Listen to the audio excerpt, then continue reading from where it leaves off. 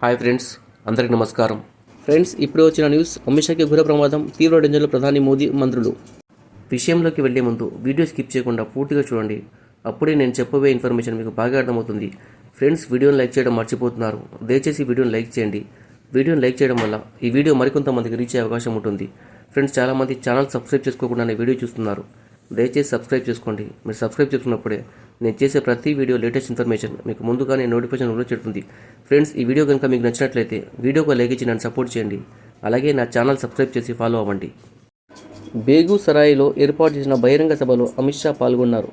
సభ ముగించుకొని తిరిగి వస్తుండగా అమిత్ షా హెలికాప్టర్లో బయలుదేరారు. ఈ క్రమంలోని హెలికాప్టర్ బ్యాలెన్స్ కోల్పోయింది. ఎట్టకేలకు హెలికాప్టర్ సురక్షితంగా టేకాఫ్ అయింది. అయితే దీనిపై అధికారులు విచారణ చేపట్టారు.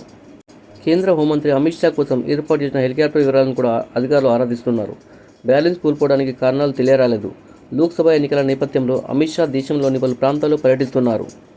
కేంద్రంలో మళ్లీ అధికారాన్ని చేజిక్కించుకునేందుకు తీవ్రంగా శ్రమిస్తున్నారు. ఈ క్రమంలోనే బీహార్ వెళ్లారు. హెలికాప్టర్ బ్యాలెన్స్ కోల్పోవడం కలకలం సృష్టించింది.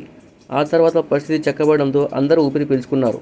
ఈ ప్రమాదానికి ముందు ఆయన ఓ బహిరంగ సభలో కీలక వ్యాఖ్యలు చేశారు.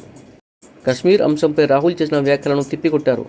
కాంగ్రెస్ మరియు లాలూ ప్రసాద్ యాదవ్ 70 ఏళ్లుగా ఆర్టికల్ 370ని తమ అక్రమ సంతరంగా చూస్తున్నారు. మోదీ రెండుసార్లు ప్రధాని అయిన తర్వాత ఆర్టికల్ రద్దు చేశారన్నారు.